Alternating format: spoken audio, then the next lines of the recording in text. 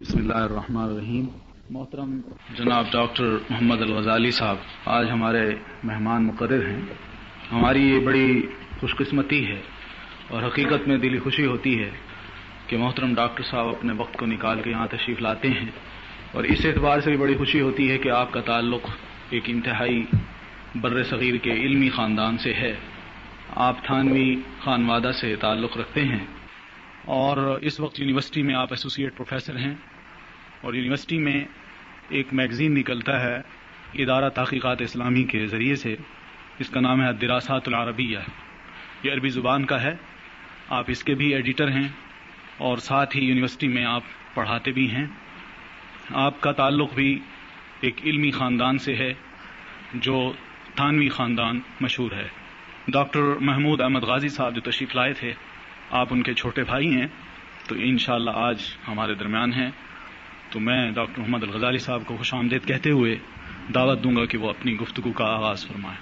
بسم اللہ الرحمن الرحیم، الحمد للہ رب العالمین، الصلاة والسلام علی سید المرسلین وعلی آلہ واصحابہ اجمعین، اما بعد فقد قال اللہ تعالی فی کتابہ العزیز: المؤمنون والمؤمنات بعضهم اولیاء بعض يأمرون بالمعروف وينهون عن المنكر ويقيمون الصلاة ويؤتون الزكاة ويطيعون الله ورسوله أولئك سيرحمهم الله إن الله عزيز حكيم.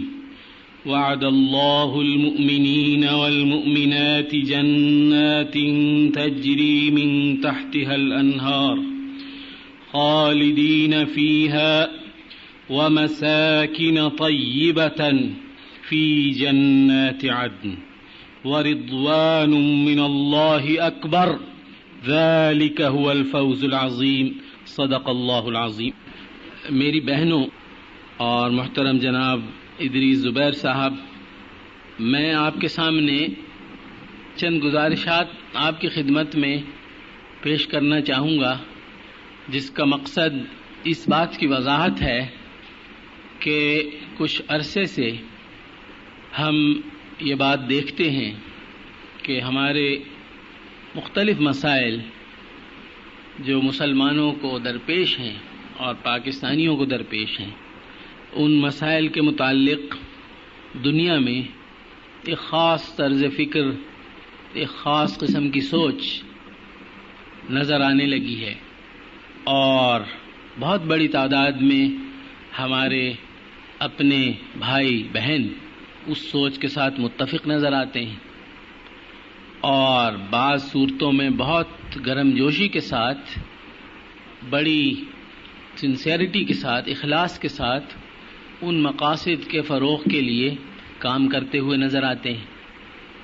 ہمارے درمیان بے شمار ادارے موجود ہیں، کچھ سرکاری، کچھ غیر سرکاری، اس سے بہت سے لوگ وابستہ ہیں، خاص طور پر خواتین، اور نظر یہ آتا ہے کہ جو امریکہ اور یورپ میں یا دنیا میں کہیں کسی خطے میں کوئی ایک نظریہ یا کوئی تجویز خواتین کے مسائل کے متعلق یا معاشرے کے مسائل کے متعلق یا زندگی کے کسی معاملے کے متعلق جو ابھرتی ہے، سامنے آتی ہے، اس کی تائید میں ہمارے لوگ، ہمارے اپنے بھائی بہن بہت پیش نظر آتے ہیں، اور ہمیں اس پہ حیرت ہوتی ہے کہ ہمارا دین، ہمارا اخلاق، ہمارا عقیدہ وہ کسی اور رخ کی طرف ہماری رہنمائی کرتا ہے، اور یہی لوگ جو مسلمان ہیں اور ہم ان کو مسلمان سمجھتے ہیں،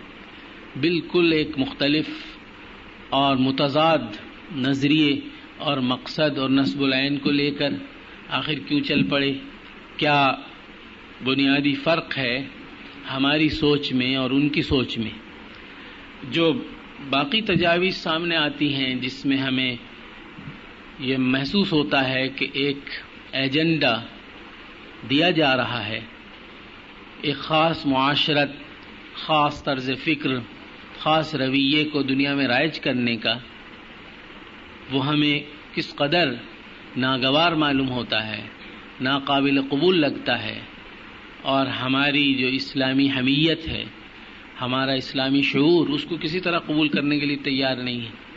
تو وہ لوگ جو مسلمان ہیں، حکومتوں سے وابستہ ہیں یا اداروں سے وابستہ ہیں یا یونیورسٹیز سے وابستہ ہیں یا مختلف تنظیموں سے وابستہ ہیں، وہ آخر کیوں اس قدر غیر اسلامی اور غیر اخلاقی سوچ کو اور مقصد کو اتنی گرمجوشی کے ساتھ قبول کر کے اس کو آگے بڑھا رہے ہیں؟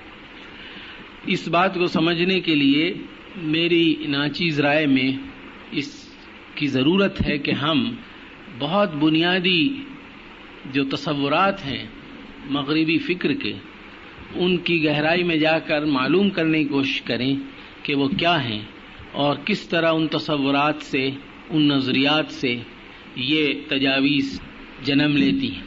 جب ہم اس جڑ تک پہنچ جائیں گے اور ہمیں معلوم ہوگا کہ ہمارا عقیدہ، ہمارا دین اور اس کی تعلیمات اور ان تصورات میں کیا فرق ہے، اس وقت ہم اس بات کو زیادہ بہتر طور پر سمجھ سکیں گے کہ اس طرح کی جو تجاویز ہیں، اباحیت پر مبنی جو منشور ہیں اور اسلام کی اور انسانیت کی قدروں کو پامال کرنے والے جو منصوبے ہیں، ان کی حقیقت کیا ہے اور ان کو ہم کس طریقے سے بطور مسلمان کے فیس کریں، اور ان لوگوں کو جو ان نظریات سے متاثر ہو گئے ہیں واپس لانے کی کوشش کریں.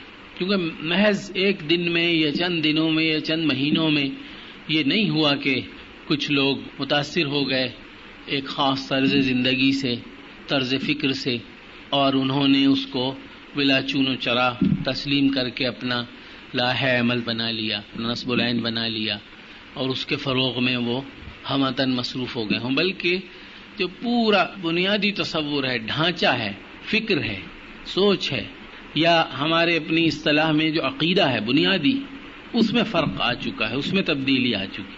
اور جب تک ہم جڑ سے اس کو نہیں پکڑیں گے تو ہم محض اس طرح کی استدلال سے شاید ان لوگوں کو قائل نہیں کر سکتے کہ صاحب آپ ہمارے معاشرے کو غلط رخ پر لے جا رہے ہیں، آپ اخلاقی قدروں کو پامال کر رہے ہیں. کیونکہ جب تک آپ کے اور ان کے درمیان وہ مشترک بنیادیں نہ ہوں، تصورات ایسے ہوں کہ جو آپ اور وہ دونوں تسلیم کرتے ہوں، اس وقت تک نتائج پر بات چیت نہیں ہو سکتی. بہت بنیادی بات جیسا کہ آپ پر پوری طرح واضح ہے، یہ ہے کہ ہمارے دین میں اس قدر زور عقیدے پر آخر کیوں دیا گیا ہے کہ کچھ بنیادی حقائق ہیں، کچھ بنیادی مسلمات ہیں، ان کو تسلیم کرنا انتہائی ضروری ہے. اور جب تک ان کو اچھی طرح انسان تسلیم کر کے اپنے دل اور دماغ میں، اپنے احساسات میں، جذبات میں پوری طرح جاگزین نہ کر دے، اس وقت تک جو دین کی باقی تعلیمات ہیں، شریعت ہے، اخلاق ہے، آداب ہیں، اس وقت تک انسان ان کو نہ سمجھ سکتا ہے، نہ ان پر عمل پیرا ہو سکتا ہے، نہ ان کو لاگو کر کے ان کے صحیح نتائج تک پہنچ سکتا ہے. بالکل اسی طرح جو دوسری تہذیب ہے جو دنیا میں غالب ہے اس وقت، جس کے تصورات دنیا میں آج کل بہت فروغ پا رہے ہیں، بالکل اسی طرح ایک عقیدہ یا ایک کائناتی نظریہ یا بنیادی تصورات کا ڈھانچہ ان کے پاس بھی ہے، جو انہوں نے صدیوں کی پیدا ہونے والی تبدیلیوں کے نتیجے میں جس کو حاصل کیا ہے. اور جو کچھ آج ہمارے سامنے ہو رہا ہے یہ ان تمام بنیادی تصورات سے مربوط ہے. بالکل اسی طرح جیسے اسلام کی تمام تعلیمات جتنی بھی ہیں، چاہے وہ بہت بنیادی ہیں یا وہ محض جزوی اور ثانوی ہیں، ان سب کا تعلق بالآخر کسی نہ کسی طریقے سے جو بنیادی عقیدہ ہے توحید کا، اس سے جا کے مل جاتا ہے. یہ کہنا صحیح ہے کہ اسلام توحید کا دوسرا نام ہے، یہ اسلامی زندگی توحید پر عمل درآمد کا دوسرا نام ہے. بالکل اسی طرح جو تصورات مغرب کے معاشرے نے 400-500 برس میں پیدا کیے ہیں اور جن کو اس کا عقیدہ کہا جا سکتا ہے، انہی تصورات سے یہ تمام نتائج پیدا ہو رہے ہیں. جب تک ہم ان تصورات کی گہرائی میں نہیں جائیں گے ہمیں معلوم نہیں ہوگا کہ جو بیماری ہے جس کے سمٹمز سامنے نظر آ رہے ہیں اس کی علت کیا ہے، اس کی حقیقت کیا ہے، اس کا سبب کیا ہے. اس وقت تک نتائج کو سمجھا بھی نہیں جا سکتا اور نتائج کے متعلق گفتگو جو ہے وہ مؤثر بھی نہیں ہو سکتی اور نتائج سے عہدہ برا بھی نہیں ہوا جا سکتا. تو اب میں آپ کی توجہ اس بات کی طرف مبذول کرانا چاہوں گا کہ جو ویسٹ ہے اس کی جو تاریخ ہے اس کا آغاز اس بات سے ہوتا ہے کہ ہمیں نظر آتا ہے کہ ان کے معاشرے میں ایک بہت ہی طاقتور، ایک بہت مستحکم ایک تنظیم ہے جس کا نام کلیسا ہے، چرچ ہے، اور تمام امور زندگی کے تمام معاملات، سیاست، معیشت، معاشرت، اخلاق، تعلیم، آداب، انسانی تعلقات، خاندان، ہر چیز اس چرچ کے ماتحت ہے. یہاں سے آغاز ہوتا ہے. تمام جو مورخین ہیں، تاریخ نویس، جنہوں نے اپنے متعلق اپنی نام نہاد ترقی کے متعلق جو لکھا ہے وہ سب اپنی تاریخ کا آغاز اس دور سے کرتے ہیں کہ جب ان کے معاشرے میں کلیسا کو، مذہبی پیشواؤں کی تنظیم کو مکمل بالادستی حاصل تھی. اور یہ وہی زمانہ ہے کہ جب مسلمانوں کے ہاں عالم یہ تھا کہ مسلمان تہذیب اور تمدن اور ثقافت اور علوم اور سیاست اور معیشت، معاشرت دنیا میں فروغ پا رہی تھی، اور رسول اللہ صلی اللہ علیہ وسلم کے دنیا سے تشریف لے جانے سے پہلے ہی جو اسلامی تہذیب ہے، اسلامی دعوت ہے اور پیغام ہے وہ جزیرہ عرب کی حدود سے باہر نکل چکا تھا. آپ کو معلوم ہے کہ رسول اللہ صلی اللہ علیہ وسلم نے اپنی آخری وصیت جس لشکر کے بھیجنے کے متعلق فرمائی تھی وہ لشکر جزیرہ عرب سے باہر جانے والا تھا، اور اس کے نتیجے میں بے شمار تہذیبوں اور اقوام کے لوگ اور مختلف نسلوں کے لوگ اسلام کے دائرے میں داخل ہو رہے تھے اور اسلامی علوم ان کے ہاں رائج ہو رہے تھے، ان کی زندگیوں میں تبدیلی آ رہی تھی.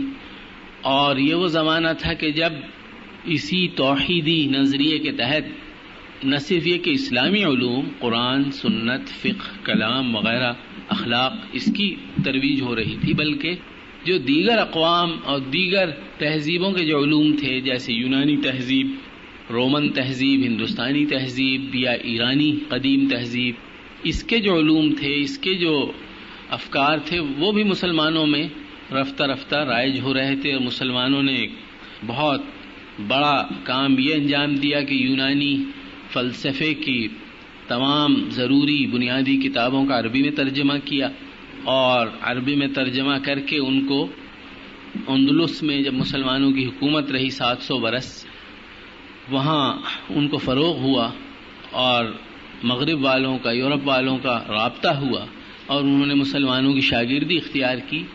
تو ان کے ذریعے یہ تمام علوم اور افکار یورپ والوں تک پہنچے جس کے وہ قدرداں اور معترف ہیں.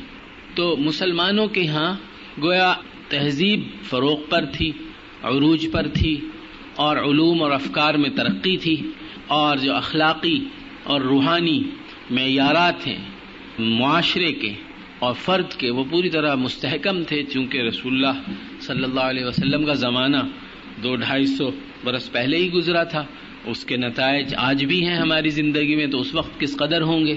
اس وقت تھے تو ایک متحد، مستحکم اور یکجہتی رکھنے والا، ایک توحیدی سوچ رکھنے والا، ایک ویژن رکھنے والا ایک معاشرہ جو روبہ ترقی تھا اور جس میں وسعت ہو رہی تھی اور جس کے دائرے میں لوگ داخل ہو رہے تھے، وہ مسلمانوں کے ہاں موجود تھا عین اس وقت جب مغرب ایک بدترین قسم کی استبدادی نظام کے تحت جو کلیسا نے اس کو مسلط کیا تھا رہتا تھا. اور جیسا کہ میں نے عرض کیا تمام امور زندگی کے کلیسا کے ذمہ داروں کے سپرد تھے.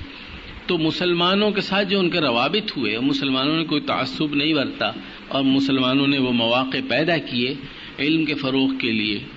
اور ایک پوری داستان ہے مسلمانوں نے جس طرح سائنسی علوم کو ترقی دی، یہ اس کی تفصیل میں جانے کا موقع نہیں ہے.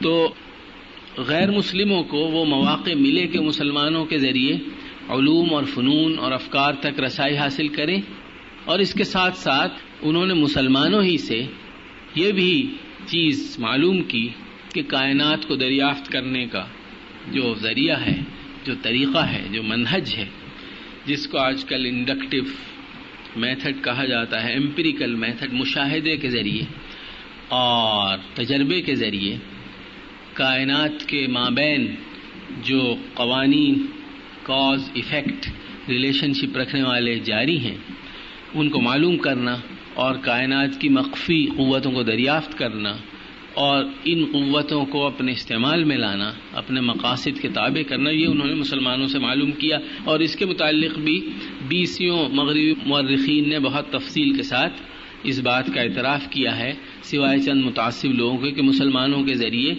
وہ سائنٹیفک میتھڈ معلوم ہوا کہ جس کی بنا پر مغرب میں ترقی کا دروازہ کھلا اور فکری اور علمی آزادی ان کو نصیب ہوئی.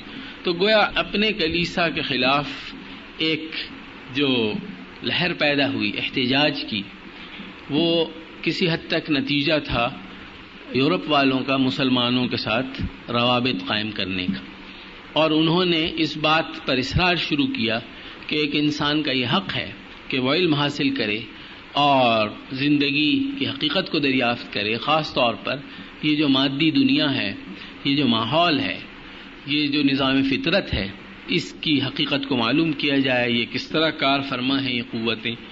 اور ہوا یہ کہ جب انہوں نے یہ عمل شروع کیا تو کلیسا نے اس میں سخت مزاحمت کی اور بہت رکاوٹ پیدا کی، اس لیے کہ کلیسا نے جس مذہب کی تلقین اور جس عقیدے کا فروغ شروع کر دیا تھا وہ نہیں تھا حقیقت میں جو انبیاء اور رسول کی اصل حقیقی تعلیمات پر مبنی ہے. جیسا کہ آپ جانتے ہیں انجیل میں، تورات میں تحریف ہو چکی تھی اور جو اصل تعلیم تھی وہ باقی نہیں رہی تھی، اور کلیسا نے یہ اختیار حاصل کر لیا تھا کہ وہ جس چیز کو چاہے حلال کریں، جس کو چاہے حرام کریں، اور انسانوں کو بجائے خدا کا بندہ بنانے کے اپنا بندہ بنانے کی انہوں نے کوشش کی.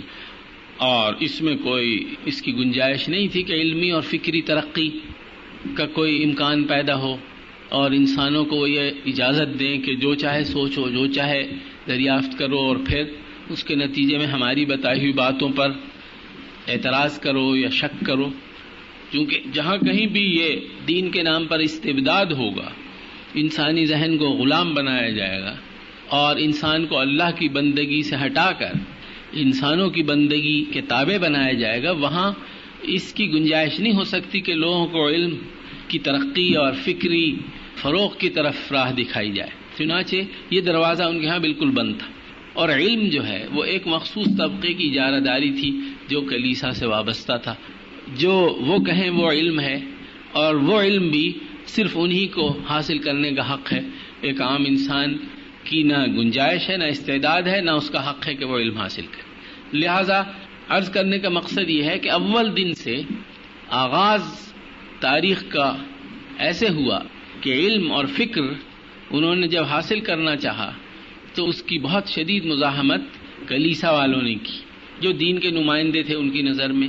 چنانچہ مغرب والوں کے ذہن میں جو سب سے پہلی جو بات بیٹھ گئی، جو آج تک نہیں نکلی، وہ یہ ہے کہ علم ایک الگ چیز ہے، فکر ایک الگ چیز ہے، اور عقیدہ اور مذہب اور عبادت اور مذہبی زندگی بالکل ایک دوسری چیز ہے. یا آپ اس کو اختیار کر لیجئے یا آپ اس کو اختیار کر لیجئے. اگر آپ اس کو اختیار کرنا چاہتے ہیں اور آپ علم میں کوئی جگہ بنانا چاہتے ہیں تو دین مذہب نہیں رہتا، باقی وہ ختم ہو جاتا ہے. اور اگر آپ دینی زندگی اختیار کرنا چاہیں اور کسی عقیدے کو آپ تسلیم کریں، آپ ایمان بالغیب رکھتے ہوں، تو پھر علم سے آپ کو کوئی سروکار نہیں ہونا چاہیے. یہ مغربی تہذیب اور مغربی تاریخ اور مغربی ذہن کی تشکیل میں سب سے پہلا بنیادی نکتہ یہ ہے. اس کے مقابلے ہمارے یہاں کیا تصور تھا؟ ہمارے یہاں تصور بالکل واضح تھا. اول دن سے قرآن اور سنت کی تعلیم میں اس بات کے اندر کسی قسم کا کوئی ابہام، کوئی کنفیوژن نہیں تھا کہ دین جو امور آپ کو بتاتا ہے، اور قرآن و سنت میں جو ہدایات موجود ہیں وہ ہدایات ہیں کہ جن تک انسانی عقل اور انسانی مشاہدے کو رسائی نہیں ہو سکتی. انسان بہت سی باتیں خود معلوم کر سکتا ہے، تجربے سے، مشاہدے سے انسان یہ جان سکتا ہے کہ یہ چیز کس طرح بنائی جائے، یہ چیز کس طرح بنائی جائے، یہ کمرہ کیسے بنایا جائے، گھڑی کیسے بنائی جائے. مختلف ضرورتوں کی تکمیل کے لیے انسان ہمیشہ سے اپنی عقل، اپنے حواس اور اپنے مشاہدے اور تجربے کو کام میں لا کر چیزیں بناتا ہے، دریافت کرتا ہے. اسی سے تہذیب اور تمدن کو فروغ ہوا.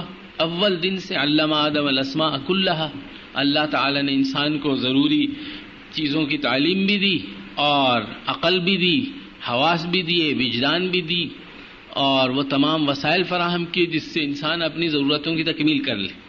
تو کوئی نبی یہ بتانے کے لیے کبھی نہیں آیا، نہ آئے گا کہ مکان کیسے بناؤ، یا یہ کہ کھیتی باڑی کس طرح کرو، یا یہ کہ کپڑے کس طرح سیو. یہ بالکل انبیاء اور رسل اور وحی کے دائرے سے بالکل نیچے اور خارج یہ امور ہیں. لہذا جو اللہ نے جو دین انسان کے لیے پسند کیا، اس دین میں اس بات پر قدغن یا کوئی حد یا قید نہیں لگائی گئی کہ انسان اپنی مادی ضروریات کی تکمیل کے لیے دریافت کرے اور تجربہ مشاہدے سے معلوم کرتا رہے اور اپنی ضرورتیں پورا کرے. دین جو ہے وہ صرف یہ کہتا ہے کہ جب انسان اپنی سوچ اور اپنی دریافت کے آخری انتہا کو پہنچتا ہے، عقل سے پہلے حواس ہیں 5، اور حواس سے پہلے وجدان ہے، انٹیوشن. ہمیں معلوم ہوتا ہے کہ ہم تھک گئے ہیں، ہمیں بھوک لگی ہے، ہمیں پیاس لگی ہے، ہمیں اپنے بارے میں معلومات حاصل ہوتی ہیں وجدان کے ذریعے. اس سے بھی پہلے بالکل جبلت کے ذریعے کچھ چیزیں معلوم ہو جاتی ہیں. یہ سب اللہ تعالیٰ ہی کے دیے ہوئے ذرائع ہیں، اور ان ذرائع کا ایک مقصد ہے اور ایک ان کا منشا ہے انسان اپنی ضرورتیں پوری کرتا رہے جو اس کی بایولوجیکل سروائیول کے لیے ضروری. دین نے کوئی اس پہ پابندی نہیں لگائی. دین کا کہنا صرف یہ ہے کہ کچھ امور انسانی عقل اور حواس اور مشاہدے کی دسترس سے باہر ہیں، اور وہ بنیادی طور پر وہ ہیں کہ جن کا تعلق انسانی زندگی کے مقصد سے ہے. انسان کیوں پیدا ہوا؟ انسان نے بہت سی چیزوں کا مقصد معلوم کر لیا، یہ آگ ہے، یہ پانی ہے، یہ ہوا ہے، یہ چیزیں ہیں، ان کو دریافت کر کے اس میں تبدیلی لا کر یہ بنایا جا سکتا ہے، یہ بنایا جا سکتا ہے، یا اس کو بہتر ایسے بنایا جا سکتا ہے.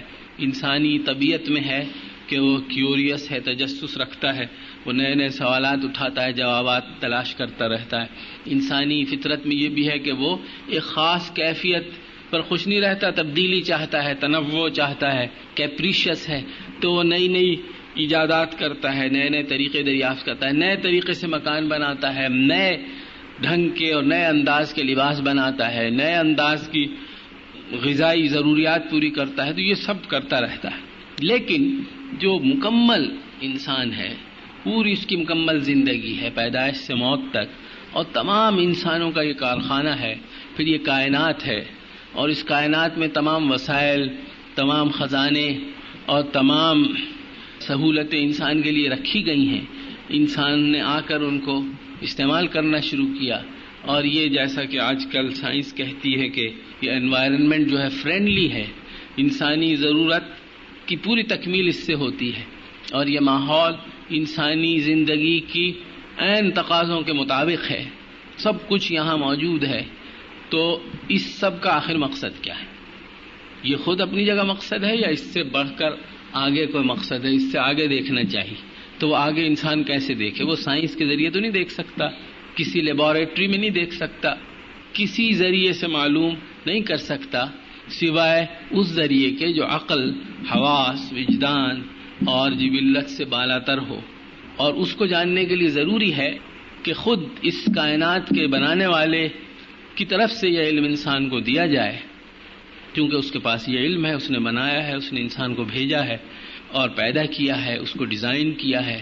اس کی نفسیات، اس کی خواہشات، اس کی جذبات، اس کے احساسات، اس کی تمام جو جبلت ہے، اس کو خالق نے پیدا کیا ہے. تو خالق جو ہے وہی یہ بتا سکتا ہے کہ انسان کی پوری زندگی کا کیا مقصد ہے. جزئیات تو آپ معلوم کر سکتے ہیں. جیسے مثلا یہ کمرہ ہے، اس میں بہت سی چیزیں آپ بتا سکتے ہیں کہ یہ لگا ہوا ہے، بجلی ہے، پنکھا ہے، گھڑی ہے، مائکرو فون ہے، کرسیاں ہیں، یہ کارپیٹ ہے، یہ اس کی میجرمنٹ ہے. بہت تفصیل آپ بتا سکتے ہیں. لیکن ایک لیول وہ بھی آئے گا کہ جب یہ بتانا پڑے گا کہ اس سب کا مقصد کیا ہے، اس پورے کا پرپز کیا ہے، یہ بتائیے آپ. تو آپ کو یہ بتانا پڑے گا کہ یہ الہدا کے نام سے ایک ادارہ ہے، اس کا ایک پروگرام ہے، اس کا ایک حصہ ہے. وہ الہدا تو ایک کوئی مادی چیز نہیں ہے کہ اس کو ٹچ کر لیں یہ الہدا ہے. اگرچہ وہ یہاں اس بلڈنگ میں موجود ہے، وہ کسی اور بلڈنگ میں بھی ہو سکتا ہے. وہ تو ایک ایبسٹریکٹ چیز ہے، مجرد چیز ہے، محسوس چیز نہیں ہے، مرئی چیز نہیں ہے، ویزیبل نہیں ہے، ٹچیبل نہیں ہے، ٹینجیبل نہیں ہے. تو ایک مجرد چیز. تو جب بھی عمومی مقاصد کی بات ہوتی ہے تو اس کے لیے مادی جو ہیں تنگیاں اس سے بالاتر ہو کر مجرد کی طرف جانا پڑتا ہے.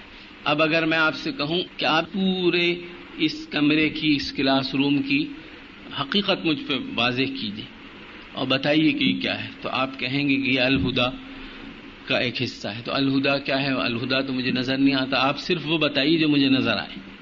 گویا آپ سائنسی حدود میں بات کیجیے، سائنٹیفک آپ کا ہونا چاہیے اپروچ. تو سائنٹیفکلی تو نہیں بیان ہو سکتا، اس لیے کہ الہدا تو کوئی گرفت میں آنے والی چیز نہیں ہے. یا ایک پروگرام ہے، ایک تربیتی کورس ہے، تو وہ کیا ہے، وہ کہاں ہے، مجھے دکھائیے. اس کا بھی وجود ایک عقیدہ ہے، ایک یقین ہے کہ اس کا وجود ہے. جی، اس یقین کے علاوہ تو اس کے کہیں وجود نہیں ہے. کہاں وجود ہے؟ اگر آپ نہ اس پہ یقین کریں تو کبھی بھی نہیں یقین کریں گے. تو اس لیے دین کا کہنا صرف یہ ہے کہ عقل سے، حواس سے، نظر سے ماورا جو امور ہیں، جو اس کی دسترس سے باہر ہیں، اس کی گرفت سے بالاتر ہیں، ان کو جاننے کے لیے، ان کو سمجھنے کے لیے ایمان بالغیب ضروری ہے. اور ایمان بالغیب جس کے پاس نہیں ہوگا وہ قرآن اور سنت کسی چیز سے فائدہ نہیں اٹھا سکتا. جیسا کہ قرآن کی بالکل ابتدائی آیات میں اس بات کا اعلان کر دیا گیا کہ ان کے لیے ہدایت ہے جو ایمان بالغیب رکھتے ہیں. تو ایمان بالغیب بہت بنیادی چیز ہے، یعنی وہ چیزیں جو نظر سے، عقل سے ماورا ہیں، باہر ہیں، ان کو تسلیم کرنا. اور ان کو تسلیم کرنے کا ذریعہ انبیاء کی تعلیمات ہیں. چونکہ انبیاء تک یہ علم، یہ ہدایت، یہ حقائق، یہ معلومات خود اللہ نے جو اس تمام اسکیم کا خالق ہے اس نے پہنچائی. اس کو مان کر پھر باقی چیزیں، نتائج خود بخود پیدا ہو جاتے ہیں. جب آپ نے اللہ کو مان لیا، اس کی صفات کو مان لیا، وہ مالک یوم الدین ہے، آخرت کے لیے آپ کو سب کچھ کرنا ہے، پھر آخرت کو اگر مان لیا تو پھر دنیا میں کس طرح رہنا، باقی سب نتائج ہیں. تو جب یہ ورلڈ ویو، پورا کائناتی نظریہ آپ مان لیں تو اس کے بعد تمام نتائج منطقی طور پر لاجیکلی خود بخود فالو کرتے ہیں. اس میں کسی اور مزید اس کی ضرورت نہیں. لیکن ایمان بالغیب بہت ایک بنیادی اور اہم اور بیسک فنڈامنٹل ایک تصور ہے، ایک یقین ہے، ایک عقیدہ ہے.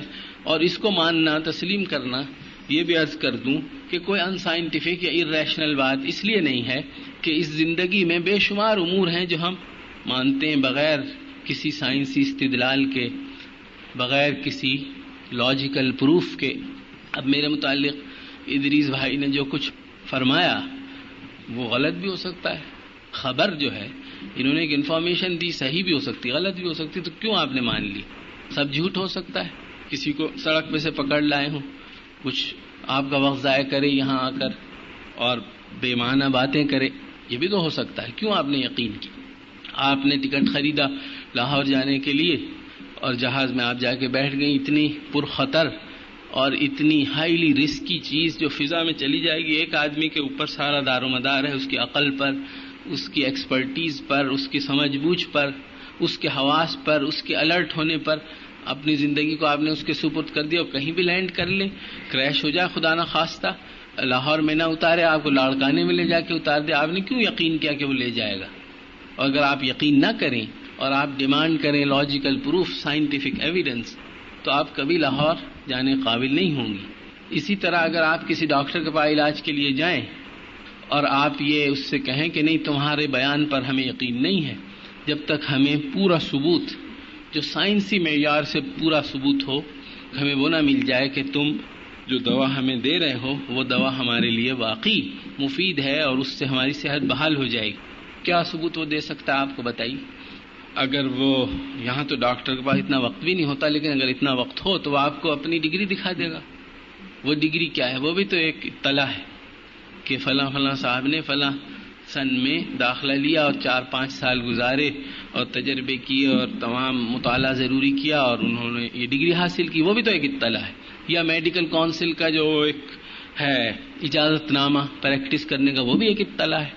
تو عرض کرنے کا مقصد یہ ہے کہ انسان حقیقت میں اس زندگی میں بے شمار اطلاعات پر یقین رکھتا ہے، اور اگر وہ یقین نہ رکھے، اگر وہ یہ سمجھے کہ سائنسی یا لاجیکل پروف ضروری ہے چیزوں کو ماننے کے لیے، تو وہ زندگی میں ایک کام بھی نہیں کر سکتا، وہ رہ نہیں سکتا، وہ پاگل خانے میں پہنچ جائے گا بہت جلدی. اس لیے یہ ایک بہت بڑی غلط فہمی ہے کہ انسان یہ سمجھے کہ سائنس سے ہی سب کچھ معلوم ہوتا ہے، باقی کہیں سے نہیں معلوم ہوتا. یہ ایک بہت بڑا دھوکہ ہے اور غلط دعویٰ ہے. ہم نے اپنے ماں باپ کو بھی پہچانا سائنس سے نہیں ہے کہ سائنٹیفک کوئی ایویڈنس ہمارے پاس ہو جس کا ثبوت بالکل یقینی اور قطعی ہو، جس کو کوئی شک و شبہ جس میں پیدا نہ کیا جا سکے. یہ نہیں ہے، بلکہ ایک اطلاع ہے. ہماری ماں نے ہمیں یہ اطلاع دی کہ یہ تمہارے باپ ہیں، تمہارے بھائی ہیں، تمہارے بہن ہیں، یہ تمہارے رشتہ دار ہیں، اور تمام تعلقات خاندانی اسی اطلاع کی بنیاد پہ پیدا ہو جاتے ہیں. تمام حقوق، تمام لیگل، سوشل، فیمیلیل جو نتائج ہیں وہ اسی سے پیدا ہو جاتے ہیں. اس ایک اطلاع سے آپ اس کو مت مانیے تو وہ آپ پھر کہیں بھی نہیں رہ سکتے. اس لیے اس زندگی میں بے شمار امور ایسے ہیں کہ جن کے لیے کسی شخص کی خبر پر یقین کرنا، اس کے لیے صرف ایک پیمانہ ہے کہ جو خبر دے رہا ہے وہ خبر دینے والا سچا ہے، کوئی وجہ نہیں کہ وہ جھوٹا ہو.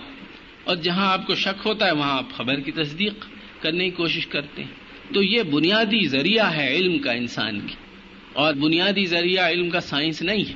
خود سائنٹسٹ جب ایک تحقیق کرتا ہے، جستجو کرتا ہے، تو وہ تمام سائنسی حقائق کو نئے سرے سے نہیں دریافت کرتا، بلکہ بے شمار باتیں وہ پچھلوں کی مانتا ہے.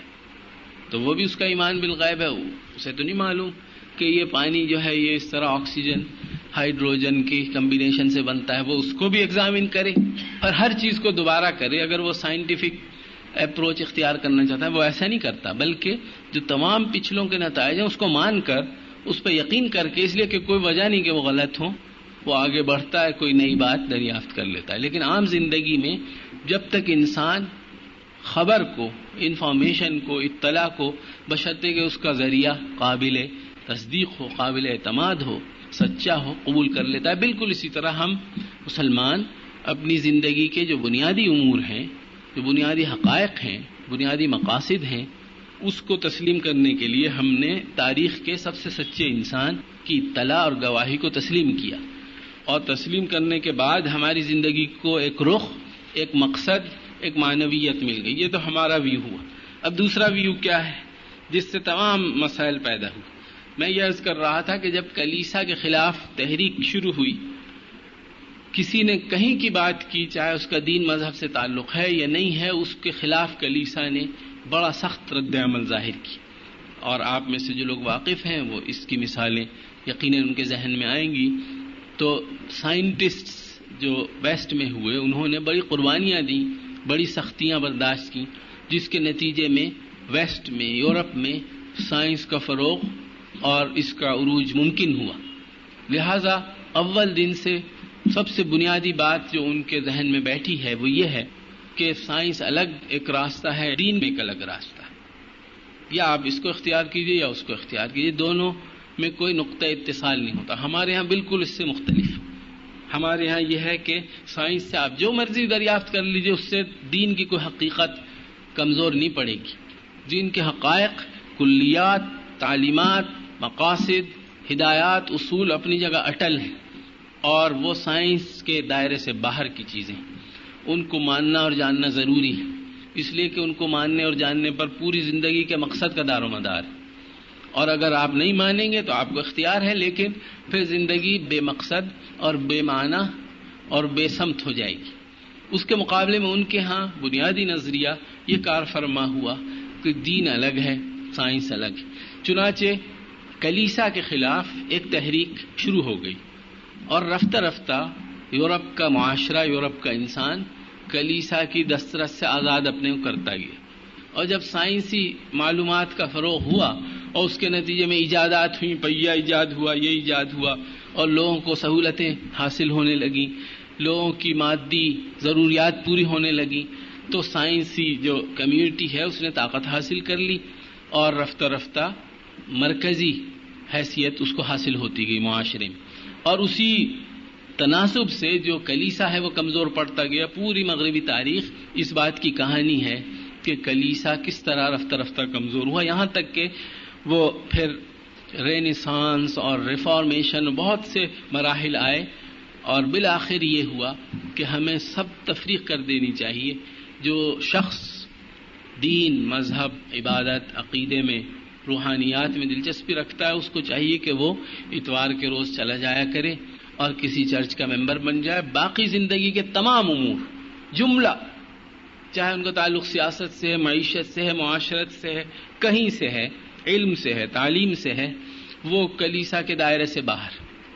جب یہ ہوا تو اسی موقع پر جس شخص نے بھی مغرب میں کھڑے ہو کر کوئی بات کہی جس کے نتیجے میں وہ کلیسا کو، مذہب کو، عقیدے کو مسترد کر سکے، انہوں نے اس کو فوراً قبول کیا۔ چنانچہ اسی خاص وقت پر ڈارون نے اپنی تھیوری پیش کر دی ایوولوشن کی، ارتقاء، کہ یہ سب کائنات اور تمام زندگی ضروری نہیں کہ آپ یہ مانیں کہ اللہ نے بنائی ہے، اس کا مقصد ہے، اس کے سامنے جواب دہی، یہ سب کچھ نہیں ہے، یہ تو ایک مختلف عناصر کا آپس میں اختلاط اور ایک کیمیکل ایکشن ری ایکشن کے نتیجے میں مختلف مراحل سے گزر کر بندر، اورنگ اوتان اور یہ جو ہومو سیپینز ہے، انسان پیدا ہو گیا ہے۔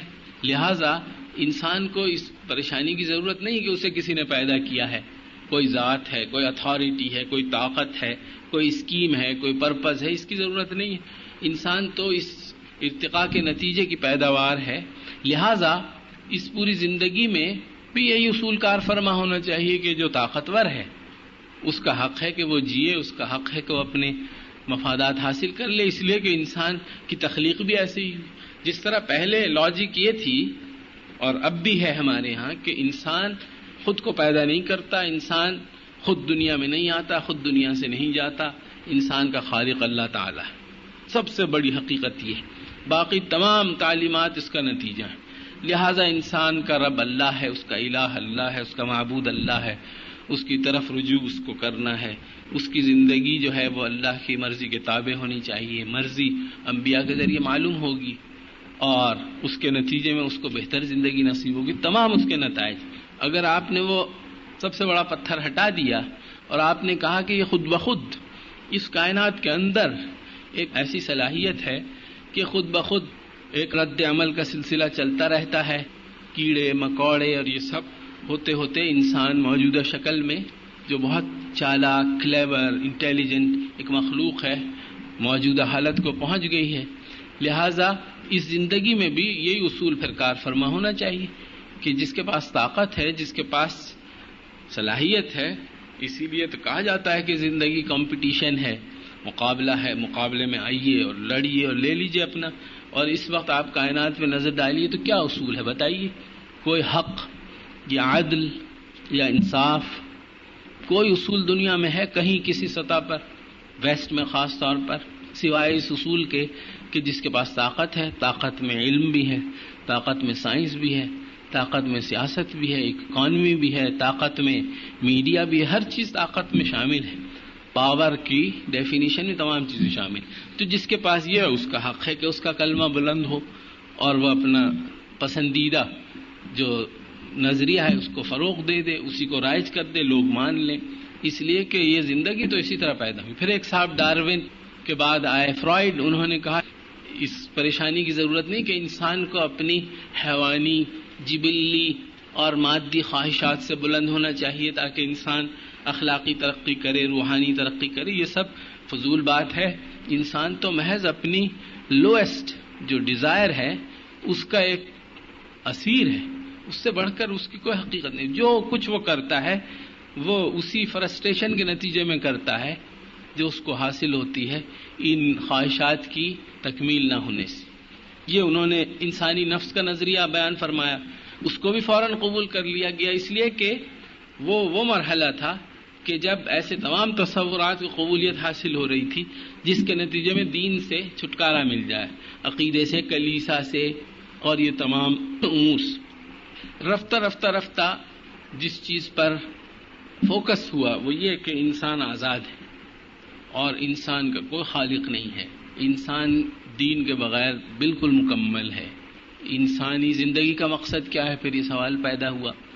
تو پہلے تو یہ کہا گیا کہ عقل سے وہ مقصد معلوم کیا جا سکتا ہے، لیکن عقل کے متعلق بہت شکوک شبہات پیدا ہوئے. عقل تو کوئی متعین چیز نہیں ہے، ہر ایک کی عقل اپنی ہے.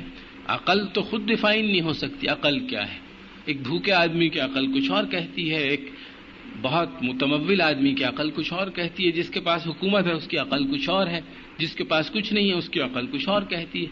تو عقل ایسا آبجیکٹو پیمانہ نہیں ہے جو سب کے لیے قابل قبول ہو، جس پر سب متفق ہو جائیں. لہذا عقل کو بھی انہوں نے مسترد کیا اور رفتہ رفتہ انہوں نے صرف تجربے مشاہدے کو پیمانہ تسلیم کیا، جس کو سائنٹزم کہا جاتا ہے کہ سائنٹیفک کرائیٹیریا جو ہے وہ ہونا چاہیے تمام حقائق معلوم کرنے کا. اور سائنٹیفک کرائیٹیریا یہ ہے کہ جس طرح زولوجی حیوانیات نام ہے اس چیز کا کہ جانوروں کے بیہیویئر کو آپ دیکھیں، آبزرو کریں اور ریکارڈ کریں ڈیٹا اور اس کو پھر اینالائز کریں اور اس میں جو پیٹرن آپ کو نظر آئے اس کی روشنی میں آپ معلوم کر لیں کاز ایفیکٹ ریلیشن شپ کیا ہے، ریٹ کیسے بیہیو کرتا ہے، کیٹ کیسے بیہیو کرتی ہے، اسی سے زولوجی کا علم معلوم ہوتا ہے.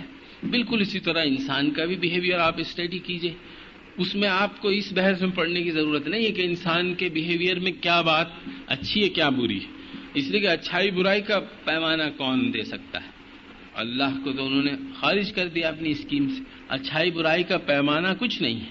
آپ صرف یہ دیکھیے ہوتا کیا ہے حقیقت میں، جو آپ کو نظر آئے وہی حقیقت ہے. اور جب یہ سوال پیدا ہوتا ہے کہ انسانی زندگی کا مقصد کیا ہے تو اس کے لیے ایک فلسفہ گھڑا گیا ہے جس کا نام ہے ایگزسٹینشلزم، وجودیت، جس کے سب سے بڑے علامہ گزرے ہیں فرانس میں ژان پال سارتر. اور وہ فلسفہ بہت سمپل الفاظ میں یہ ہے کہ میں آپ سے یہ دریافت کروں کہ آپ یہاں کیوں بیٹھی ہوئی ہیں، کیوں میری باتیں سن رہی ہیں، کیا مقصد ہے آپ. تو آپ اس کے جواب میں یہ کہیں کہ ہم اس لیے بیٹھے ہیں کہ ہم بیٹھے ہیں. آپ کیوں آئے ہیں اپنے گھروں سے، اپنا کام چھوڑ کے، اپنا آرام چھوڑ کر، اپنا قیمتی وقت لگا کر، اپنی مصروفیات ترک کر کے، اپنے گھر والوں سے جدائی اختیار کر کے یہاں کیوں آئی ہیں آخرہ؟ تو آپ کہیں ہم اس لیے آئی ہیں کہ ہم اس لیے آئی ہیں بس. We are here because we are here. یہ ہے ایگزسٹینشلسٹ فلسفی کہ انسانی ایگزسٹنس جو ہے، وجود تو ایک حقیقت نظر آ رہی ہے، لوگ چل پھر رہے ہیں، کوئی کہتا ہے I think therefore I am, کوئی کچھ کہتا ہے کوئی کچھ کہتا ہے. تو انسانی وجود تو ماننا پڑے گا چونکہ نظر آتا ہے، لیکن کیوں ہے یہ؟ تو اس کا جواب یہ ہے کہ یہ اس لیے کہ یہ ہے. We are here because we are here. میں یہاں آیا ہوں، آپ پوچھیں کیوں آئے ہو تو میں کہوں میں آیا ہوں اس لیے کہ میں آیا ہوں. تو یہ ہے، اس کا مقصد صرف یہ ہے کہ انسان کو بالکلیہ اور مکمل طور پر اللہ کی بندگی سے نکال دیا جائے. اور انسانی آزادی کا جو تصور ہے وہ چاہے کتنا بھی اٹریکٹ کرتا ہو، اپیل کرتا ہو، وہ ان لوگوں کو اپیل کرنا چاہیے کہ جو اس کی گہرائی سے اور اس کے پس منظر سے واقف نہیں ہیں. لیکن جس کو کہا جاتا ہے فریڈم، یہ اللہ کے مقابلے میں سب سے بڑی بغاوت ہے جو تاریخ انسانی میں آج تک کسی نے کی ہے، بت پرستی سے بھی بڑھ کر. اور حقیقتاً قرآن کی روح سے یہ سب سے بڑی بت پرستی، اس لیے کہ جب آپ یہ کہتے ہیں کہ انسان آزاد ہے اور مطلقاً آزاد ہے اور وہ کسی دین، کسی مذہب، کسی خدائی تعلیمات یا پیغمبری ہدایات یا اخلاقی نظام یا کسی ایسے اصول کا پابند نہیں ہے جو دائمی ہو، جس پر ہمیشہ انسانوں کو جج کیا جانا چاہیے. اگر یہ آپ کہتے ہیں تو اس کا دوسرے الفاظ میں مطلب یہ ہے کہ انسان اپنی جو خواہشات ہیں، اپنی نفسانی اور سفلی اور بہیمانہ اینیمل جو خواہشات ہیں ان کا اسیر ہے اور ان کا غلام ہے. اور یہ قرآن نے بہت واضح الفاظ میں کہا ہے کہ اس سے بڑھ کر گمراہی نہیں ہو سکتی. ومن اضل ممن اتبع هواه بغیر هدى من اللہ افرأیت من اتخذ الہہ ہواہ. کہ بدترین گمراہی جو ہو سکتی ہے وہ یہ ہے کہ انسان اپنی خواہش کو اپنا خدا بنا لے. اور اس زمانے کے انسان نے صرف یہ کام کیا ہے کہ اپنی خواہش کو اپنا خدا بنا لی. اب اس کے نتیجے میں جب یہ سوال پیدا ہوا کہ اگر سب انسان بالکل آزاد ہیں، اور بے شمار مفکرین نے، ادیبوں نے، شاعروں نے، فلسفیوں نے اس میں حصہ لیا، یہ 200-300 سال میں یہاں تک پہنچا. لاکس اور ہابس اور روسو اور پولیٹیکل اور اکنامک اور سوشل جو تھنکرز ہیں، انہوں نے اپنی اس تھیوری کو، اس نظریے کو فروغ دینے میں، اس کو واضح کرنے میں، اس کی مختلف شکلوں کو بیان کرنے میں اپنا اپنا حصہ لیا. تو سوال یہ پیدا ہوا کہ پھر انسان اگر اس طرح سب آزاد ہیں اور فری ہیں اور اپنی خواہشات کی تکمیل میں بالکل ان کے اوپر کوئی قدغن نہیں ہے، پھر تو معاشرے میں ٹکراؤ ہوگا، معاشرے میں کیوس ہوگا اور تعارض ہوگا، تناقض ہوگا، جھگڑے ہوں گے، لڑائی ہوگی. اس کو کیسے ریزالو کیا جائے؟ اس کو ریزالو کرنے کا طریقہ ہے سوشل کانٹریکٹ. اس لیے کہ سوشل کانٹریکٹ ہمیشہ ان لوگوں کے درمیان ہوتا ہے کہ جو فری ہیں، جو چاہیں تو ایک کام کو کریں، چاہیں تو مت کریں. میرے پاس اس چیز کی ملکیت ہے، آپ سے سیل کا کانٹریکٹ کرنے کا مطلب یہ کہ میں چاہوں آپ کو بیچوں، چاہوں نہ بیچوں، یہی ہے نا. اور آپ بھی آزاد ہیں، چاہے خریدیں چاہے مت خریدیں. اگر ہم ایگری کر جائیں تو یہ سیل ہو سکتی ہے. ٹھیک ہے. اسی طرح ہم زندگی کے مالک ہیں اور ہمارے اوپر کسی قسم کو قدغن نہیں ہے، مگر چونکہ اگر تمام انسان اس زندگی میں بالکل فری رہیں تو ظاہر ہے جس طرح ٹریفک کا اصول ہے کہ ہر ایک کو گاڑی رکھنے کا حق ہے، چلانے کا بھی حق ہے، سڑک سب کی ہے، لیکن اگر سب بیک وقت ہر رخ پہ چلنے لگیں اور کسی اسپیڈ لیمٹ کے بغیر تو سب کا ہی نقصان ہے نا. تو اس لیے کچھ اصول ضوابط وضع کر لیے گئے تاکہ سب اپنا حق اس طرح حاصل کریں کہ سب کی بہتری اس میں ہو. بالکل اسی طرح چونکہ زندگی میں سب آزاد ہیں، لیکن اگر ہر ایک اپنا انٹرسٹ، اپنا مفاد، اپنی خواہش کی تکمیل بے حساب حد شروع کر دے تو ظاہر ہے کہ پھر کسی کو بھی یہ موقع نہیں ملے گا کہ وہ اپنی ضرورت پورا کر سکے، اپنی خواہش کو پورا کر سکے. اس لیے ایک سوشل کانٹریکٹ کا نظریہ وجود میں آیا جس کا مقصد یہ ہے کہ انسان اپنی آزادانہ رائے سے اور مرضی سے اپنی کچھ آزادی جو حقیقتاً ان کی اپنی ہے وہ تھوڑا سا اس کا ایک پورشن دے دیں تاکہ اس آزادی کے ذریعے ان کے تمام امور کو مینیج کیا جائے، آرگنائز کیا جائے، اسٹریم لائن کیا جائے اور وہ چیزیں کی جائیں جس کی انہیں خواہش. چنانچہ یہ پورا جو جمہوریت کا نظریہ ہے یہ اس سے مربوط. اور پارلیمنٹ اسی لیے ساورن ہے. پارلیمنٹ از ساورن، اقتدار اعلیٰ پارلیمنٹ کے پاس ہے، اور پارلیمنٹ کو یہ بھی حق ہے کہ وہ یہ بھی قانون بنا دے کہ انسان جو ہیں بغیر شادی کے بھی رہ سکتے ہیں، ہم جنسی بھی جائز ہے. اور ابھی امریکن سپریم کورٹ نے یہ فیصلہ دیا ہے 3 کیسز میں کہ اگر اولاد اس کی خواہش رکھے کہ وہ اپنے ماں باپ کو ڈائیورس کر دے تو اس کو اجازت ہے. اب کہیں آپ نے ماں باپ کو ڈائیورس کرنے کا سنا ہے؟ وہ اس لیے وہاں سوال کیا پیدا ہوا؟ وہاں سوال یہ پیدا ہوا کہ کیا ماں باپ کا وجود یا ماں باپ کے رشتے کا تقدس ایسی چیز ہے کہ اگر انسان اس کو نہ اختیار کرنا چاہیں تو ان کو پابند کیا جائے کہ نہیں، اس کے ضرور اس کو قبول کریں اور اس کی پابندی کریں اور ان تعلقات کو آبزرو کریں. یہ تو انسانی فریڈم کے خلاف ہے. جہاں فریڈم کی بات آئی ریجیکٹ. اگر انسانی فریڈم میں خاندان اور شادی اس میں اگر رکاوٹ ہے تو یہ بھی نہیں چاہیے.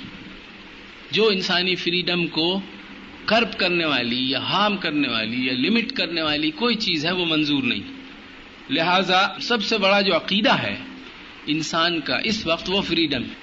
تمام آپ دیکھیے اکانومی میں، پالیٹکس میں، ہیومن رائٹس، ویمنز اسٹڈیز، ہر چیز میں انسان کو فری ہونا چاہیے، بس وہ فری رہے. اس کے مقابلے میں ہمارا کیا نظریہ ہے؟ ہمارا نظریہ یہ ہے کہ یہ زندگی تو ہماری نہیں ہے، ہم نے خود اس کو پیدا نہیں کیا، یہ ایک ٹرسٹ ہے، امانت ہے، خلافت ہے. انسان سب سے بہتر مخلوق ہے. انسان کسی کیمیکل ریئیکشن سے کیڑوں مکوڑوں کے عمل کے نتیجے میں وجود میں نہیں آیا. انسان کو پیدا کیا گیا ہے, ڈیزائن کیا گیا ہے اور اس کو تیار کیا گیا ہے, اپوائنٹ کیا گیا ہے. بہترین تخلیق اس کی گئی ہے, ان دی فائنسٹ فارم, فی احسن تقویم, اور نفخت فیہ من روحی, اور وہ اس قدر بلند ہے کہ اس کو فرشتوں کو حکم ہوا کہ اس کو سجدہ کریں. اور وہ ایسا انسان ہے کہ جو حیوانی خصائص بھی رکھتا ہے اور روحانی خصلتیں بھی رکھتا ہے. اس بنا پر اس کو یہ بار امانت سپرد کیا گیا اور اس کو یہ امتحان میں ڈالا گیا. اس کے سامنے زندگی کی یہ امکانات رکھے گئے اور اس کے سامنے یہ مواقع پیدا کیے گئے کہ وہ اللہ تعالیٰ کے مقاصد کی تکمیل کرے, تاکہ اس کو بہت بہتر اور بہت اعلیٰ اور عرفہ اور حقیقی خوشی کی زندگی نصیب ہو اگر وہ چاہے. اس اسکیم کے مقابلے میں دوسری اسکیم یہ ہے کہ کچھ نہیں ہے. کیوں اور کیا, اس سے آپ بحث نہ کیجیے. آپ تو ہیں, اب آپ آ گئے ہیں, میں آپ کو سب کو لے کے پسٹل لے آؤں اور یہاں لے جا کے جیسے ہی ہائی جیک کرتے ہیں لے جاؤں ایک جہاز میں بٹھا کے کہیں دور جزیرے میں, اور وہاں بہترین جگہ آپ کو رکھ دوں, ایک محل ہو اور اس میں تمام آرام اور راحت کا سامان ہو اور کچن بھی ہو اور سب کھانے پینے کی چیزیں ہوں اور تفریح کا بھی سامان ہو, مطالعے کا بھی ہو, کمپیوٹر بھی ہو, جس چیز کی ضرورت پڑ سکتی ہے وہ ہو. اور آپ پوچھیں بھائی کیوں لائے ہو, تو یہ آپ نہ پوچھیے, بس اب آپ آ گئے ہیں یہاں رہیے جتنے دن بھی رہنا ہے. تو اس طرح کا نظریہ جو ہے وہ ویسٹ کے پاس ہے, جو بالکل ہوکس اور بالکل فیک اور بالکل بے بنیاد ہے, اور اس نظریے سے تمام چھوٹے چھوٹے نتائج پیدا ہو رہے ہیں. لہذا اس نظریے کے متعلق بہت ہی سنجیدگی کے ساتھ اور بہت گہرائی کے ساتھ ہمیں بطور مسلمان کے غور کرنے کی ضرورت ہے, تاکہ جو مسلمان کسی غلط فہمی کی وجہ سے اس کے سے متاثر ہوئے ہیں, اس کا شکار ہوئے ہیں, ان کو ہم راہ راست پر لا سکیں.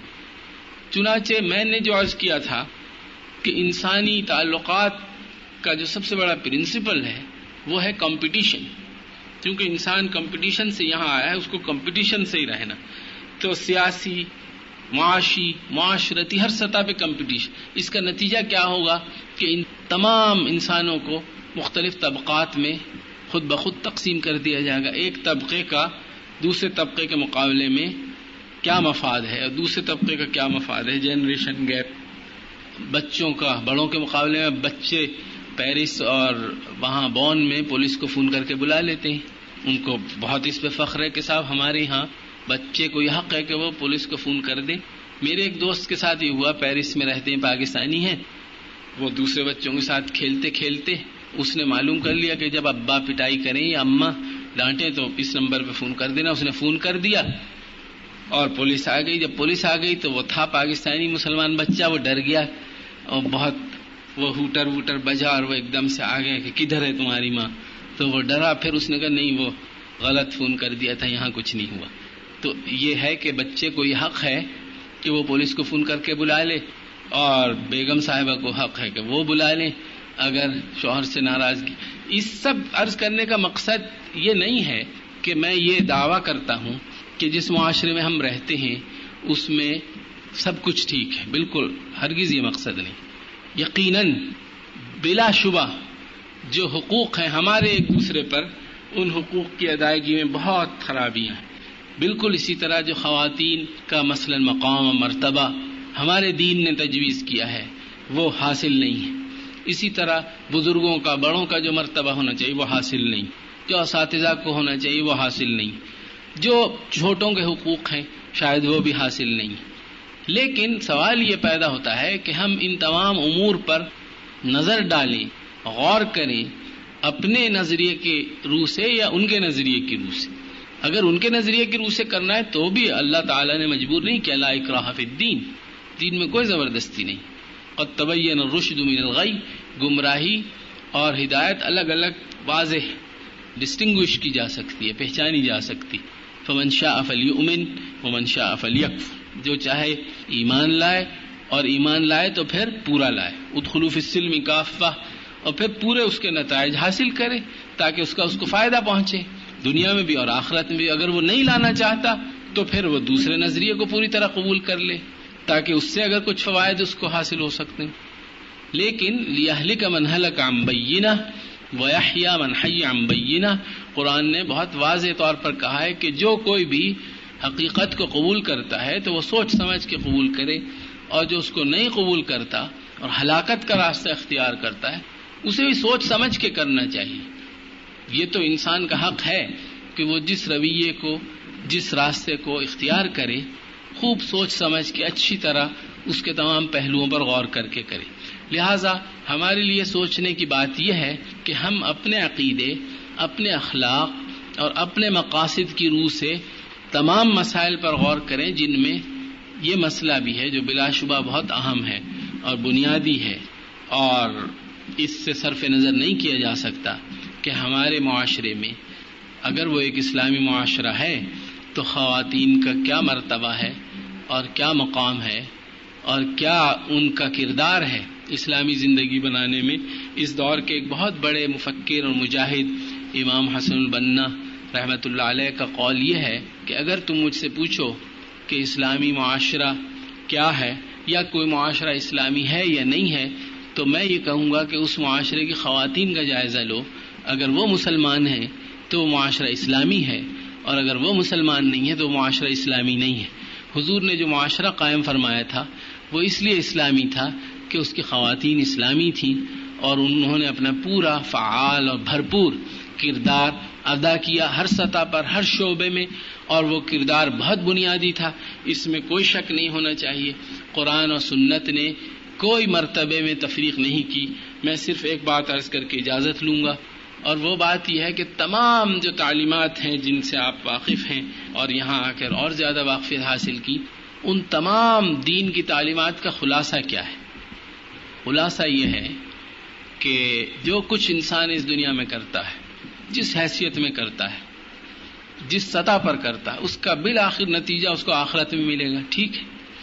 اور اصل جو ججمنٹ ہے، فیصلہ ہے، وہ آخرت ہی میں ہوگا، کون سچا ہے کون جھوٹا ہے۔ دنیا میں بہت سے لوگ غلط دعویٰ بھی کرتے ہیں، تو حضور نے جو تعلیم ہمیں دی اس کا خلاصہ یہ ہے کہ اس تمام دنیا کی کوششوں کا الٹیمیٹ جو نتیجہ ہے وہ آخرت میں نکلے گا، اور آخرت میں اللہ میاں نے کوئی الگ کمپارٹمنٹ عورتوں کا نہیں رکھا کہ یہ جو ہے نا یہ بی کیٹیگری کا جنت ہے، یہاں خواتین جائیں گی، اور یہ اے کیٹیگری کا ہے، یہاں مرد جائیں گے۔ یہ کہیں نہیں کہا، یا ہے جی کہیں اشارتاً کنایتاً یہ کہا ہو کہ نہیں نماز اگر گل محمد صاحب پڑھیں گے تو اس کا تو جنت میں یہ کمرہ ملے گا، اگر زینب بیوی پڑھے گی تو وہ یہاں جائے گی۔ یہ سب خرافات ہمارے یہاں نہیں ہے۔ لہٰذا بنیادی بات یہ ہے کہ دین میں جو اصل محور اور منشا اور مقصد اور آخری نتیجہ ہے اعمال کا، وہ ہے آخرت کی دائمی ابدی زندگی، اور اس میں جو اصل اللہ تعالی کا جو انعام ہے وہ ہے اللہ تعالیٰ کی رضا، ورضوان من اللہ اکبر، میں نے بھی آپ کے سامنے تلاوت کی، اور اس میں کوئی تفریق بالکل کسی طرح کی مرد اور عورت کے درمیان نہیں ہے، بالکل وہی جنت اور وہی نعمت انسانوں کے لیے اللہ تعالیٰ نے رکھی ہے، چاہے وہ مرد ہیں۔ اور تو اس کی وضاحت بھی ہوئی ہے، من ذکر و انثی، جو بھی نیک عمل کرے گا اس کی جزا اس کے لیے ہے، چاہے وہ ذرے برابر بھی۔ اب اگر تفصیلات میں کہیں کوئی ایک اسکیم میں کسی کو کوئی ذمہ داری دی ہے، کسی کو کوئی ذمہ داری دی ہے، اس سے کوئی ڈسکریمنیشن کا ہم نتیجہ نہیں نکال سکتے، اس لیے کہ ہم اس پورے معاشرت کو، تمام تعلیمات کو اپنے پرسپیکٹو سے جب دیکھتے ہیں تو اس میں کوئی فرق نہیں۔ اگر ہم ان کے پرسپیکٹو سے دیکھیں تو سب غلط ہے، پھر تو یہ نماز روزہ بھی غلط ہے، بہت کچھ غلط ہے، پھر آپ سب چھوڑ دیجئے، پھر یہ سب تھوڑا سا رکھنے کی کیا ضرورت۔ وآخر دعوانا الحمدللہ۔ جزاکم اللہ خیراً۔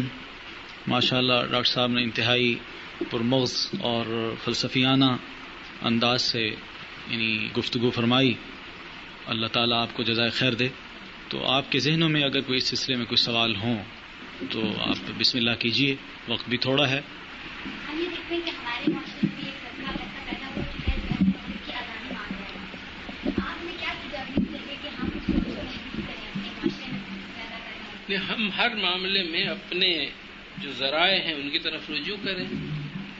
انسان کو آزادی بھی دی ہے، بالکل دی ہے، لیکن بے محدود اور بے قیود آزادی نہیں ہے۔ اور اس آزادی کا ایک مصرف ہے، ایک مقصد ہے. ہمارے یہاں ہر چیز کو جج کرنے کا ایک پیمانہ ہے کہ زندگی کے جو مقاصد ہیں بنیادی، ان کے تابع ہے وہ آزادی یا نہیں. تو ہر چیز کی طرف قرآن اور سنت اور جو ہمارے اپنے پیمانے ہیں ان کی طرف رجوع کرنے کے لیے ہمیں یہ چاہیے کہ ہم پہلے یہ بھی دریافت کریں کہ جو ایک دوسرے رخ پر فضا بنی ہوئی ہے اس کی آخر کیا حقیقت ہے، کیا بنیاد. جو کچھ آج کل یہ ایجنڈا ہے کائرو کانفرنس کا، بیجنگ کانفرنس کا، یہ نتائج ہیں. اس کے پیچھے پوری ایک 300 سال کی کوشش کھڑی ہوئی ہے عمارت. سوشیولوجی اور سائیکالوجی اور اینتھروپولوجی اور پتہ نہیں کیا کیا انسان نے سوچا ہے، لکھا ہے، پڑھایا ہے، ذہنوں کو آمادہ کیا ہے، اور اس کے بعد اب یہاں تک پہنچے. تو ہمیں بھی بہت کچھ محنت اور کوشش، تربیت اور تزکیے کے بغیر اس مقصد کو حاصل نہیں کیا جا سکتا. اور ہمیں آزادی کے متعلق یہی بتانا چاہیے کہ ہمیں وہ آزادی چاہیے اور اس مقصد کے لیے چاہیے جو اللہ نے ہمارے لیے تجویز کیا. اس میں تو کوئی شک نہیں کہ ہمارے معاشرے میں عورت استحصال کا شکار ہے، اور ان خواتین نے جو یہ نعرہ لگایا ہے کہ ایسی خواتین کو آزادی دینا چاہتی ہیں، اس کے پیچھے ایک سوچ بھی کار فرما ہو سکتی ہے اور کچھ غلط فہمیاں بھی ہو سکتی ہیں. تو پھر جو پازیٹیو سوچ رکھنے والے ہیں، جو اسلامی پرسپیکٹو میں کام کرنے والے ہیں، ان کی پرائرٹی اس سلسلے میں کیا ہونی چاہیے؟ کہ پرائرٹی نمبر 1 یہ کہ جو اسلامی نقطہ نظر صحیح ہے اس کی وضاحت ہونی چاہیے، اور ساتھ ہی جو دوسرا نقطہ نظر ہے اس کی کمزوری بھی واضح کر دینی چاہیے. یہ بتانا چاہیے کہ جو آزادی مانگی جا رہی ہے اگر وہ اسی تصور کے تحت ہے، اسی اسکیم اور ایجنڈے کے تحت ہے جو مغرب والوں نے اختیار کیا ہے، تو اس کے نتائج ان کے ہاں یہ نکلے ہیں اور ہمارے ہاں بھی پھر یہ نکلنے والے ہیں. اور ساتھ ساتھ اس کے مقابلے میں جو آلٹرنیٹو ہے، متبادل ہمارا نظریہ قرآن پر مبنی، سنت پر مبنی اور ہمارے علماء سلف کے آراء پر مبنی، اس کو بھی پوری طرح فورسفلی بیان کرنا چاہیے. لیکن بیان کرنے میں اکثر یہ غلطی ہوتی ہے کہ اپروچ یہ بن جاتی ہے شعوری یا لاشعوری طور پر کہ اچھا آپ آزادی مانگتی ہیں تو آزادی ہمارے یہاں سب سے زیادہ ہے، آپ کو جمہوریت چاہیے، اسلام سب سے زیادہ جمہوری ہے. سائنس تو اسلام ہی کے پاس ہے. یہ جو ہے نا دوسرے ہمارا ایجنڈا نہیں بنا سکتے کہ وہ کچھ طے کریں. ان کے یہاں اسپورٹس شروع ہو گیا، جی حضور نے بھی اس میں حصہ لیا تھا. آپ اس لیے کہیے کہ آپ کو حضور مطلوب ہیں، آپ کو اسلام مطلوب ہے، آپ کو اسلام کے مقاصد مطلوب ہیں، آپ کو وہ معاشرہ چاہیے، آپ کو آخرت چاہیے، آپ کو اللہ کی رضا چاہیے. اس کی طرف لوگوں کو لا کر اس کے بعد پھر بتائیں ہم کہ اس کی تفصیلات کیا ہیں ہمارے ایجنڈے کی. جو ہوتا یہ ہے کہ اگر ایجنڈا وہ بنائیں یا اسکیم وہ بنائیں اور پھر ہم اس میں لوگوں کو راغب کریں کہ جی جو وہاں ہے وہ یہاں بھی ہے، اس کا بڑا نقصان ہوتا ہے، خاص طور پر جب اسلام کی تبلیغ اس نہج پر ہو. اب آپ غور کیجئے کہ اگر کوئی مغربی معاشرے کا مرد یا عورت اس معاشرے سے بیزار ہے اور کسی متبادل راہ کی تلاش میں ہے، اب آپ اس سے ملیں اور تبلیغ کریں کہ نہیں یہ ڈیولپمنٹ، یہ اکنامک پیٹرن اور یہ ڈیموکریسی اور یہ فریڈم تو سب ہمارے یہاں بھی ہے. تو یہ ایسے ہی ہے کہ جیسے آپ ایک مکان کو ناپسند کرتی ہوں اور اس سے چھٹکارا چاہتی ہوں، کوئی اور مکان تلاش کر رہی ہوں اور آپ کو میں ملوں بطور ایک پراپرٹی ایجنٹ کے، میں کہوں بالکل ایگزیکٹلی وہی مکان میرے پاس بھی آ جائیے، تو آپ تو نہیں پھر اس میں جائیں گی. مطلب یہ کہ آلٹرنیٹو ہونا چاہیے آپ کے پاس، اور اس کے لیے اعتماد ضروری ہے، اس کے لیے یقین ضروری ہے اور ایمان ضروری ہے. اور انشاءاللہ جب یہ ہوگا تو اس کے زور پر، اس کے نتیجے میں جب ہماری تبلیغ اور تلقین تعلیم کا اثر بھی ہوگا اور نظر آئے گا کہ جو ہمارے پاس ہے بہت سے پہلوؤں سے ممکن ہے اس سے ملتا جلتا ہو، لیکن اس کا جو بنیادی ڈھانچہ ہے، اس کی بنیادی اپروچ ہے، اس کے مقاصد ہیں، وہ بالکل الگ ہے. اور یہ ہو نہیں سکتا کہ وہ اپیل نہ کرے، اس لیے کہ اللہ تعالیٰ نے انسان کی فطرت میں ایمان رکھا ہے. انسان کی فطرت میں یہ ہے کہ وہ اللہ تعالیٰ کو پہچانے اور مانے اور اس کے سامنے سرنڈر کرے. تو ہم وہ چیز بتانے والے ہیں کہ جو انسانی فطرت کو ابھارنے والی ہے، اور وہ چیز بتانے والے ہیں جو انسانی فطرت کو کل کرنے والی، تباہ کرنے والی. لہٰذا انشاءاللہ جب ہم بات کریں گے بشرطے کہ ہم مروب نہ ہوں، یقین کے ساتھ، اعتماد کے ساتھ اور ایمان کے ساتھ ہم اپنے نظریے کو بیان کریں کہ آزادی کے متعلق ہمارا یہ نظریہ، خاندان کے متعلق. مثال کے طور پر میں ایک جملہ آپ کو بتاتا ہوں جو شاہ ولی اللہ رحمۃ اللہ علیہ نے لکھ دیا. اب آپ اگر غور کریں تو یہ ایک جملہ تمام چیزوں پر بھاری ہے کہ شوہر بیوی کے تعلقات کے اسلامک اپروچ کیا ہے. ایک اپروچ یہ ہے کہ میری اپنی کمائی، میرا اپنا یہ، اور آپ کی اپنی کمائی اور آپ کا اپنا، اور آ جائیے مقابلے میں، کبھی میں بھاری کبھی آپ بھاری، اور اگر آپ نے زیادہ گڑبڑ کی تو پولیس ہے اور وہ فلاں NGO ہے، آسما جہانگیر کو میں بلا لوں گی اور یہ ہو جائے گا، پولیس آ جائے گی اور یہ تم کر کے دیکھو. اب آپ ذرا سیریسلی غور کریں کہ اگر آغاز اس سے ہو، اس نہج سے، تو کیا ایک دن بھی، ایک رات بھی کوئی میاں بیوی سکون، آرام، راحت، اطمینان، خوشی، مسرت کا کوئی تجربہ حاصل کر سکتے ہیں اس نہج پر؟ آپ میاں بیوی کو چھوڑیے، میری اور ان کی دوستی اگر اس نہج پہ ہو کہ دیکھو اگر ذرا سا تم آگے بڑھے نا تو بس یہ ہے پسٹل میرے پاس اور ڈنڈا ہے اور اکھاڑا ہے جی، تو کیا انسان واقعی اس طرح کی مخلوق ہے کہ انسانوں کا مقابلہ ہمیشہ طاقت سے ہوتا ہے؟ یہ نہیں ہے. شاہ ولی اللہ نے فرمایا ہے کہ میاں اور بیوی کے تعلقات کا اصل جو گر ہے اور جو جڑ ہے وہ یہ ہے کہ وہ ایک دوسرے کے مفاد کو اپنا مفاد سمجھے. بس جب میاں بیوی کے مفاد کو اپنا مفاد سمجھنے لگے اور بیوی میاں کے مفاد کو اپنا، بالکل برابری ہے، اس میں کوئی اتھارٹی کی تو بات ہی نہیں ہے. اگر یہ اپروچ ہو، اور تمام انسانی تعلقات میں آپ حقیقتاً دیکھیے کہ جب تک سنسیئرٹی اور اخلاص اور الٹروئزم اور دوسرے کی بھلائی چاہنا، جیسا کہا گیا دین والنصیحہ، ہر سطح پر، چاہے بچوں کے ساتھ ہو، بڑوں کے ساتھ ہو، کاروباری شریک کے ساتھ ہو، ماتحت کے ساتھ ہو، حتیٰ کہ دشمن کے ساتھ ہو، اس کی بھلائی چاہنا، اس کا برا نہ چاہنا، جب تک یہ جذبہ انسان میں نہیں ہے دو انسان مل کے نہیں رہ سکتے. اور اگر انسان صرف طاقت کے بلبوتے پر ایک دوسرے کو ڈیٹر کریں by force, by share force, اور ایک دوسرے پر اپنی ول امپوز کرنے کی کوشش کریں، کبھی ان کا پلہ بھاری کبھی ان کا پلہ بھاری، تو یہ ایک بہت بڑا دھوکہ ہے. انسانی تعلقات اس سے زیادہ گہرے اور اس سے زیادہ ڈیپ چاہتے ہیں بنیاد قائم کرنا. یہی وجہ ہے کہ ہمیں نظر آتا ہے کہ کتنی طلاقیں اور کتنے جھگڑے اور کتنے مسائل اور کتنی نفسیاتی بیماریاں. آسٹریلیا میں اسٹیٹسٹکس یہ بتاتی ہیں کہ 35 سال کی عمر سے تجاوز کرنے والا ہر آدمی وداؤٹ ایکسیپشن وہ پلز کے بغیر سو نہیں سکتا. تو جب انسانی زندگی سے سکون نکل جائے اور اطمینان غارت ہو جائے اور سنسیئرٹی ختم ہو جائے اور ہر ایک اپنے حقوق کا علمبردار بن جائے، بچوں سے آپ نے کوئی بات کہی، ان کی بھلائی کی، تو ادھر سے پولیس آ گئی. ادھر سے آپ نے والد صاحب سے کچھ کہا، والد صاحب تو اول تو ہوں گے ہی نہیں گھر پہ، وہ بورڈنگ ہاؤس میں انہیں داخلہ دلوا دیا ہوگا. یا بیوی سے کہا، ادھر سے پولیس آ گئی، یا اور کوئی. تو یہ جو ہیں یہ انداز فکر ہمارا نہیں.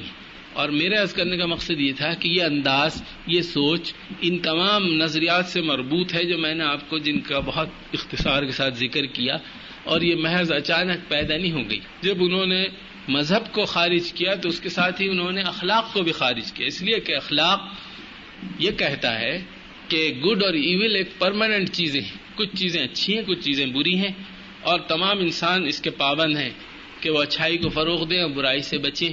تو انہوں نے کہا اس کو بھی باہر کرو. یہ اخلاق کے متعلق بے شمار فلسفے کہ اخلاق تو اصل میں نیٹشے اتنا بڑا جرمن فلاسفر ہے، وہ کہتا ہے کہ یہ تو کمزور آدمی نے ایجاد کیا ہے اخلاق، تاکہ وہ اسٹرانگ آدمی کو نیوٹرلائز کر سکے.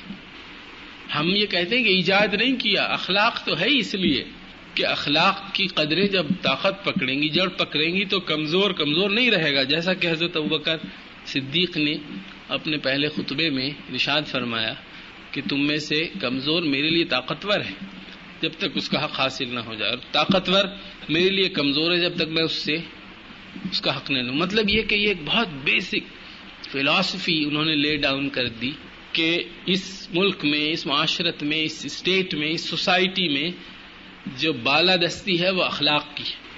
اب اگر ویک اس کا بینیفیشری ہے تو اسے ملے گا، چاہے وہ ویک ہو، چاہے وہ کمزور ہو، چاہے اس کے پاس پیسہ نہ ہو، عہدہ نہ ہو، اتھارٹی نہ ہو. اور اسی طرح اگر جو اسٹرانگ آدمی ہے، اس کے پاس پیسہ ہے، عہدہ ہے، اتھارٹی ہے، لیکن اس کی اخلاقی پوزیشن ویک ہے تو وہ ویک ہو جائے گا. تو یہ وہاں ممکن ہے کہ جہاں اخلاق کو بالادستی، اور جب اخلاق ختم ہو جائے تو آپ جو مرضی دنیا کی لیجسلیشن کر دیجیے. اب آپ دیکھیے یہ خواتین جو قانون سازی کا مطالبہ کرتی ہیں، آپ قانون میں لکھتے چلے جائیے، کیا ہوگا؟ قانون میں تو یہ بھی لکھا ہے کہ شریعت بالادست ہے، شریعت کے خلاف کوئی قانون نہیں بنے گا. قانون میں یہ بھی لکھا ہے کہ امر بالمعروف نہی عن المنکر کریں گے. یہ جو ممبران اسمبلی ہیں یہ بڑے فرشتہ صفت ہوں گے، اور یہ انسانوں کا بھلا چاہنے والے ہوں گے، اور یہ بہت ہی مخلص لوگ ہوں گے. ان کو راتوں کو نیند نہیں آئے گی ہمارے اور آپ کے مفاد میں. سب قانون میں تو دستور میں لکھا ہوا، آپ پڑھتے جائیے. جو اس کا پریمبل ہے، اس کے جو تمام پائس وشز اس میں سب لکھی ہوئی ہیں. لیکن کیا ہماری حقیقی زندگی میں اس کا کوئی نتیجہ نکلا؟ آپ قانون میں لکھ لیجئے کہ نہیں، عورت مرد برابر نہیں، مرد سپیریئر ہے، چلیے لکھ دیا. پھر کیا واقعی انسانوں کا بیہیویئر اس سے بدل سکتا ہے؟ لہٰذا یہ ایک بہت بڑی غلط فہمی ہے کہ اس ایجنڈے کو اختیار کر کے جو کہ دوسری معاشرت کا ہے، دوسری تہذیب کا ہے، دوسرے عقیدے سے جس نے جنم لیا ہے، اور جس کے بدترین نتائج بھی سامنے ہیں، وہ کیا ہیں کہ انسانی زندگی میں سکون میں اضافہ نہیں ہوا، انسانی مسرت میں اضافہ نہیں ہوا، خاندان مضبوط نہیں ہوا، فیملی اسٹرانگ نہیں ہوئی، اور سب تتر بتر ہو گیا، اس کی شیرازہ بندی نہیں. اس کے بعد پھر ہم اسی کے لیے کوشاں ہوں تو یہ ایک بہت بڑی ناکامی کا راستہ ہے. آخر دعوانا ناکامی کا راستہ ہے. آخر دعوانا ناکامی کا راستہ ہے. آخر دعوانا ناکامی کا راستہ ہے. آخر دعوانا ناکامی کا راستہ ہے. آخر دعوانا ناکامی کا راستہ ہے. آخر دعوانا ناکامی کا راستہ ہے. آخر دعوانا ناکامی کا راستہ ہے. آخر دعوانا